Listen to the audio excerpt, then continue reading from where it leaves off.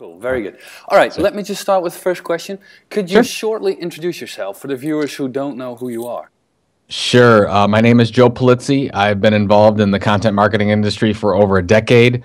Could you give me like a short description of what you think content marketing really is? And it's the idea that instead of marketers buying their attention or renting the attention by advertising or sponsorship or any type of those traditional marketing activities, we're trying to get marketers to create and distribute their own valuable, relevant content, similar to the way a media company or a publisher has traditionally done it. Could you give 5 good aspects of quality content marketing?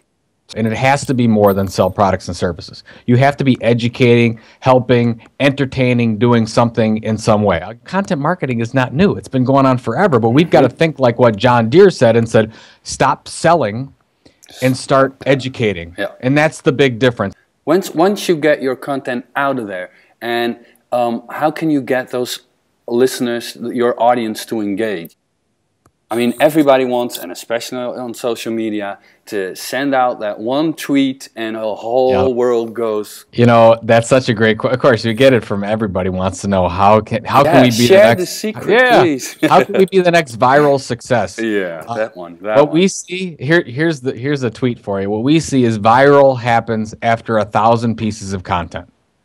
That's when viral happens. It's after you consistently do all the things necessary. It usually doesn't happen overnight. And then all of a sudden, you'll get a piece of content that works, but you already have a group of influencers and a group of your customers that already rely on you for that content. You have to build that up first. We discovered that creating a strategy is never a problem. There are a lot of creative people here who think beautiful strategies, but at a certain point, the connection with the audience is lost.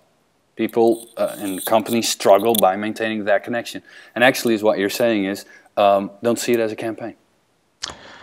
Well, I mean, if you just said, when you start your content strategy, you have to think of it from the standpoint that you'll never stop it.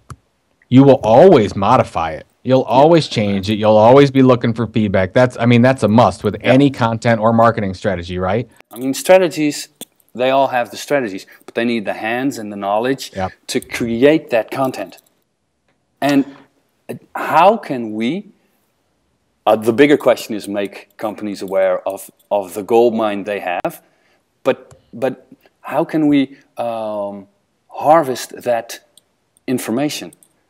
Well, you definitely have the right idea. I mean, once you get, let's say that, all brands, whether this is an internal person or an external person, have to find somebody that has a nose for the story. I think is the easiest place to put. Like, because companies don't have a lack of content. You know that, right? The lack of information. They have so much they don't even know what to do with. Definitely. It's all in a form that's not engaging.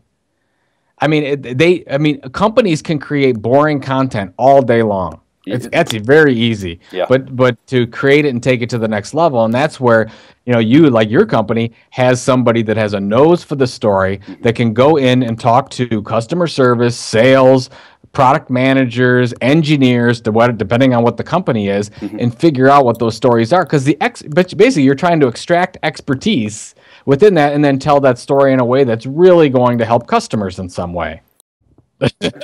Joe, thank you so much for taking the time and replying to my questions, somewhat in bad English, but...